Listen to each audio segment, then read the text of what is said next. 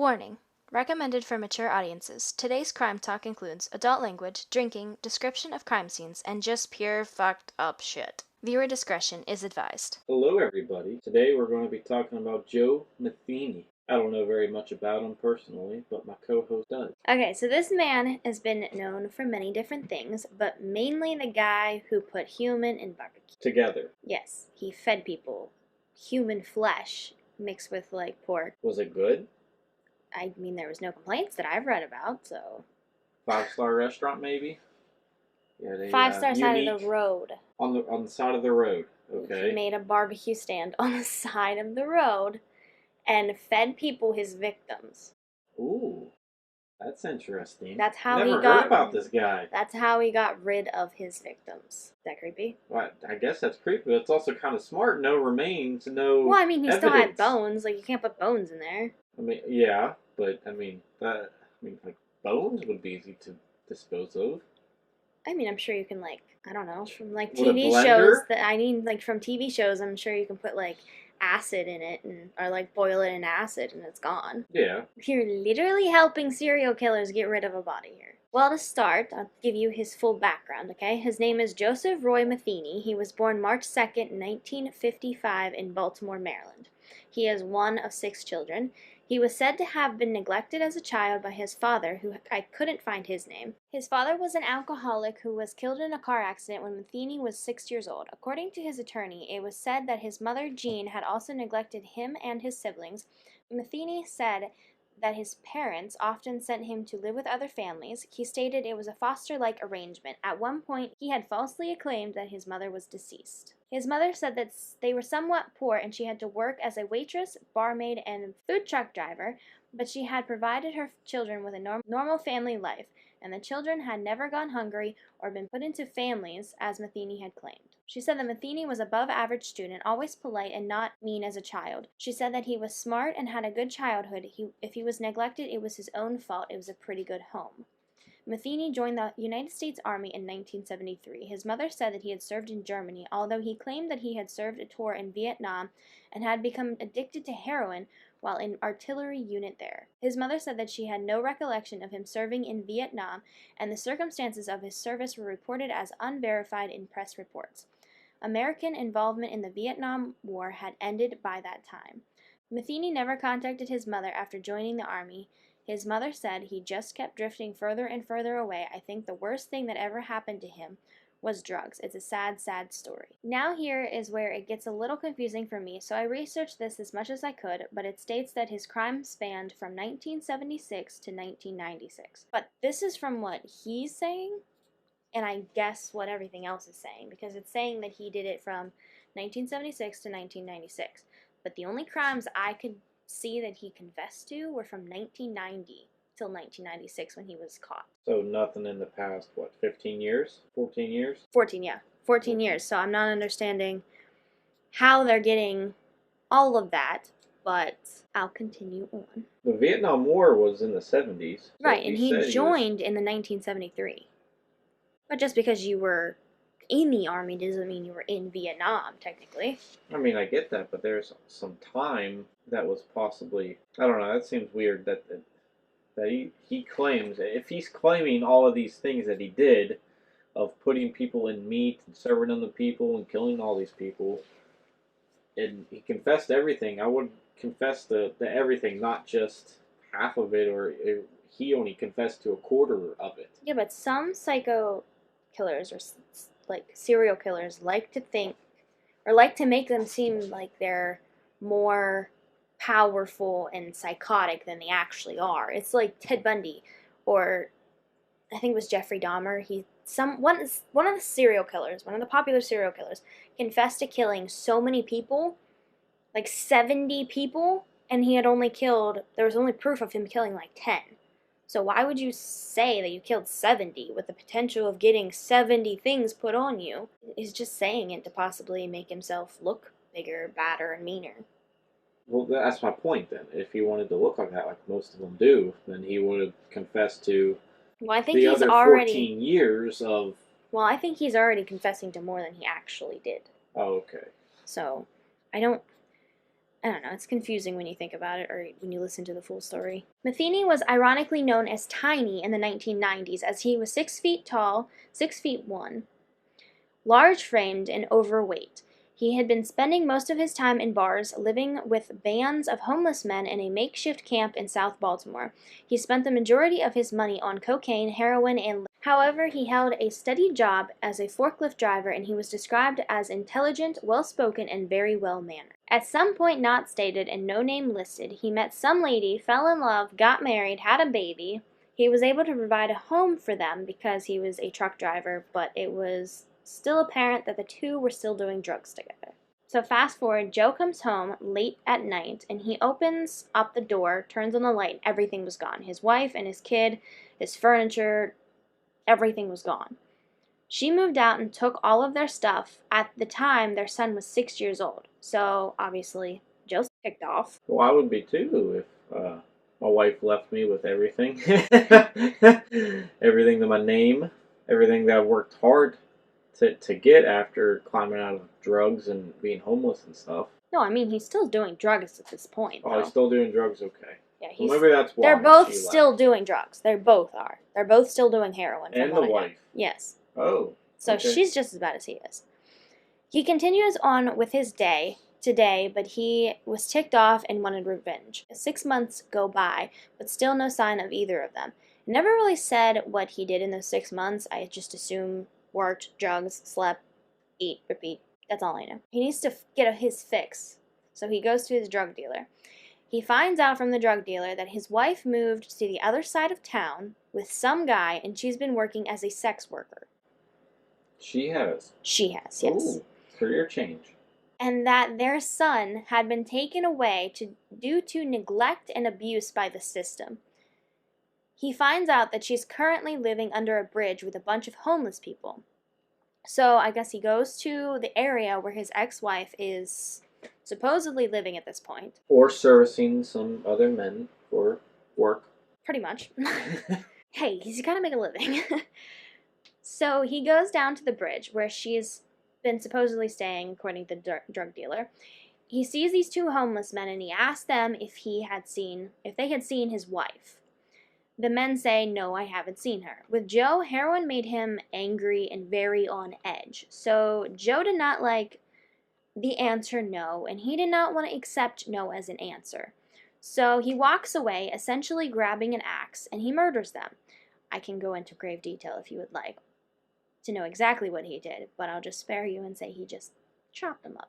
Gory, okay. It's gross. From what I read, it was horrible. Well, it's all horrible, but still.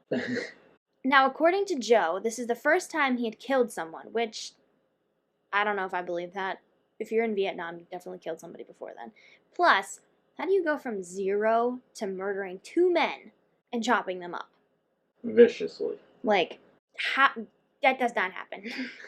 That does not happen. After he murders the 2 men, he sees a sex worker in the area, so he offers her drugs and kind of lures her back to the area under the bridge where he just did the deed. He asked her about his wife and if she had seen her, and she said no.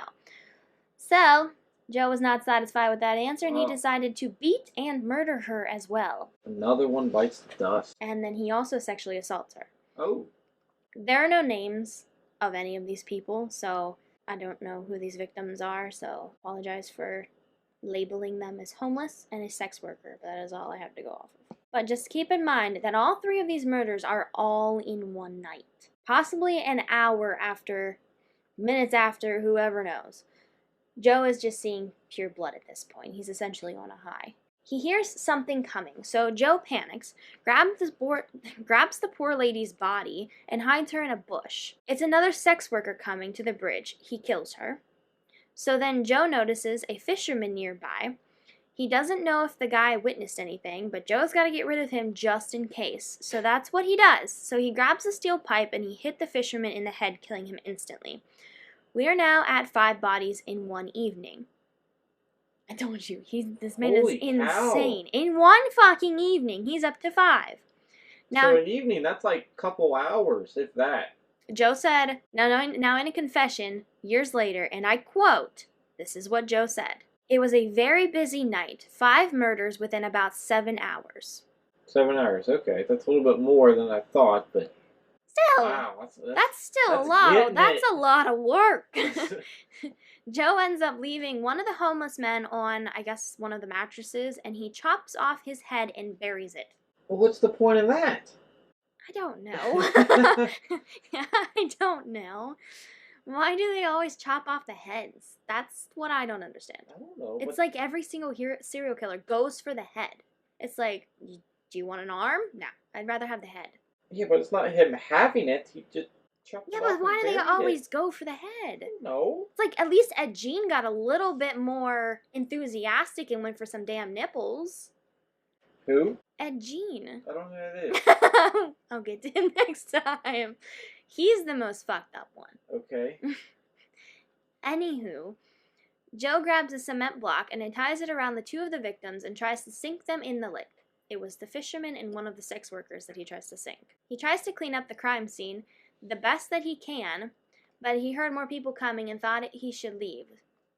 Which is good. He didn't try to kill any more people. So about 2 weeks go by, and Joe ends up linked to the 2 murders of the homeless men. He was arrested and charged with the murder of the 2 men. I guess the police didn't know about the others that were murdered. Only 2. Only 2. He's only getting caught for 2. Not 5. Yes. But at this point, Psycho Joe is locked up. Joe spends a year and a half in jail while he's awaiting trial. Then the trial comes. Joe ended up being acquitted due to lack of evidence. How do you not find enough evidence? Well, I guess that'd be a little bit different. What year is this? This in the 70s. Or no, it's in the 90s. In the 90s. Okay. Well, I don't know what they had back then, but I feel like, yeah, they had no eyewitnesses. They probably didn't really have much, like, DNA stuff back then. To be honest, I really couldn't even find anything that even slightly explained why he was even being linked to it, because like I couldn't find anything in the evidence confessing eventually, other than him confessing in his word, is what I've read and seen and documentaries of what I've watched. He got away with it. Joe said that the prior murders were an act of passion, and that after being in jail he realized that he enjoyed murder. He enjoyed it. That's what he learned from his time in jail. Well, I mean, he essentially got away with it. For a year and a half. That's his only thought. Yeah. Coming out. Like, well, I should do this more often. Yeah, he wanted to do it more often. That's not exactly what jail is supposed to teach you, Joe. Yeah. Yeah. So, anyways, he gets out. He befriends a lot of sex workers. We're saying befriends because... Orgy? No, I mean he's fucking them. Yeah, orgy, befriends. Not all at once. Okay. I'm sure our killer Joe I don't even know why I did that, because I have a viewer discretion is advised at the very beginning. So he brings them back. He offers them drugs. And that's when he brings them back to their place. That's when he murders them. So I don't think he actually has sex with them. I think he, like, from what I read, he... Well, if he's targeting murders just them. Sex workers, he's probably doing a deed. But he's probably, this is from what I read, people that were defending him, and there are people that are trying to defend this man, were saying that the only reason he is actually doing this, and the only reason he's targeting sex workers, is because he knows that his ex-wife is a sex worker. So he is taking his rage out on fellow sex workers. That's what people are saying when they're defending him. I don't know how that's a defense mechanism, but to each their own. The workers were just trying to get paid. Tough out here in the street. Okay, so he would offer them drugs, he'd bring them back to their place, where he'd essentially murder them by strangulation, and then he would dismember them. Doesn't say that he sexually assaulted them, but we're assuming. He would cut the meat from their body, cutting the fatty pieces and the muscle pieces, putting them into Tupperware containers and putting them in the freezer. The pieces that he didn't want to keep, he would bury them in shallow graves. Joe said he roughly had 10 victims. So not counting the 5 that he killed at the docks. Yes. 10 other ones. Yes. That he, okay. We still to this day are unaware exactly how many. Now, this next part will possibly upset you. So Joe was a truck driver, and he wanted to make more money, so he opens up a roast beef stand. I'm sure you get where this is going. Oh. He opens up a barbecue roast beef stand on a main road where he will get lots of customers, truck drivers. A good amount of people will stop because it's like a busy main road. There's going to be truck drivers, there's going to be tourists that are driving through. And I mean, I know a lot of people who drive trucks and go from Baltimore to wherever. They drive to Baltimore a lot because it's a big area. Yeah. So can you imagine how many people this gets? Like in just a week. He ended up making a good amount of money. No one ever complained about the sandwiches. Everyone really liked it, and they really enjoyed it. So this man has found his dream job. He is sometimes truck driving, which is not a bad gig. Get to go home, kill a sex worker, which you like, and then he cuts them up and then sells them for even more money. And who doesn't like money? And he's getting rid of his... He's getting rid of the evidence. Yeah. I mean, not to praise this man, but he's doing something right here. He's a thinker. He is. Okay, so what he would do was he would add the meat from the victims with the pork or the roast beef. He would mix it in, and for weeks people came to his stand. We're not sure how many people came, we're not sure for how long, but so at some point he runs out of his special ingredient. Now, this is not me being a dick saying special ingredients. From what I read, that's how he described it. It was his special ingredient. It was him adding a little bit of zest. Whatever. A special salty surprise, or? No. No? I don't think skin's salty. That wasn't talking skin. No, this was Okay. human flesh. But this is my question. So, human flesh, like, I know that he cut out the muscle and, like, the meaty part. But, like, does he grind it up? Because, like, he would have to. Because, like, if you're cooking pork or something or whatever, you have to grind it up. It wasn't, like, just cutting a human thing of flesh off where it's, like, this big chunk of flesh. Like, you had to put it in, like, a grinder or something. Something to make ground meat out of. Or, exactly. Yeah, to like, make nobody listed that anywhere. I wanted to know about that. This is my curiosity getting investigated. So, it was a roast beef stand? It was roast beef and pork. It was like a barbecue pit thing. Barbecue pit. Okay. The amount of people that I know have barbecue pits now actually scares the shit out of me. I'm like, what are you actually serving me? So anyways, he's out of his zest. So he goes and he brings a sex worker back to his place. So he attempts to knock her out. Mind I tell you, Joe is 6'1", 460 plus pounds. Are you serious? This was what he was listed, 460 plus pounds. He's a big motherfucker. A big boy. He's a big dude. He's a big fucking dude. So he hits her over the head. She falls to the ground. Joe's thinking, I'm a big dude. She's probably dead. She's probably passed out. Whatever. He said he turned around for a split second and she took off running out the door. He is now thinking he says, for a second that he's thinking, oh shit. But he remembers he has a chain link fence, I believe it's 6 feet tall, around his entire area. So he's now thinking, okay, she got out, but she can't get out of the fence. But lucky for her, there was a stack of wooden pallets against the fence, so she was able to jump up onto the wooden pallets and then pull herself over the fence. So she eventually runs to the main road. She flagged out a truck driver, where she explained that a man had just tried to kill her. So the truck driver takes her to the gas station, and from there, they were able to call the police. Joe said that once she got over the fence that he knew it was over. He said he stood outside and waited for the police, and very quickly after, they were there. Wow. He was caught in 1996, and he gave a pretty lengthy confession afterwards. Holy cow, man. That's fucked up. He is extremely fucked up. So he did take the police to where he murdered the first 5 victims when he was doing his confession. He said the first 5 victims, he confessed to all of them. But I guess no remains were there. So there was nothing to corroborate his story. Was it by the ocean? It's by the lake. By the lake? Okay, well maybe fish probably after a couple years. Well, it says that he tried to put 2 of them in the lake with a cement block. But the one lady, he never got charged for, and apparently he just left her in the bush. So she could still be in this bush to the day. Well, wouldn't he have showed that to her? showed that to them? Maybe. I don't know. I don't know. I guess that's why they're not really sure how many people there was, but no names, no bodies, no proof. But he was found guilty and given death from the previous murders and the attempted murder of the final sex worker. But in 2000, his sentence was overturned to 2 life sentences instead of death. At his sentencing, he requested death, and he said, and I quote, "The words 'I'm sorry' will never come out of my mouth, or they will be a lie.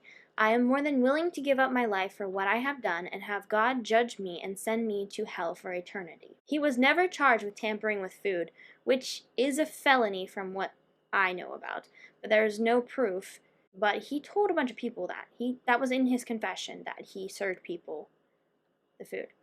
Joe told police officers, and I quote, "The only thing I feel bad about in any of this is that I didn't get to murder the 2 bastards I was really after, and that was my ex-lady and the fella she hooked up with."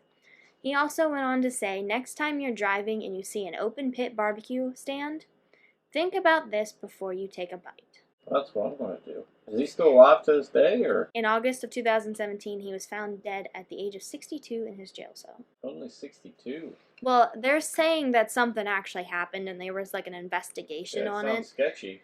But I didn't really care to learn about it. I was like, meh. Well, yeah, he got whatever He got whatever he deserved. I can't really say that I cared too much to look into that. So for 20 years he was in jail until he died. From 1996, yes. Wow. I mean, would you rather somebody be put to death or suffer in jail for the rest of your life? Like, I understand the tax thing, but honestly, your opinion, do you think somebody should get the chance to live a full life, even if it is in jail, if they're murderers or serial killers, or do you think they should be punished and killed? Because that's a big, big topic. I mean, to be put to death would be, I guess, the easy way out. And jail is a punishment for everything you do, so I feel like you should live out a full punishment. Death sucks because you only get one chance of life and stuff. I mean, it's death, but in death, are you really actually thinking about what you did wrong?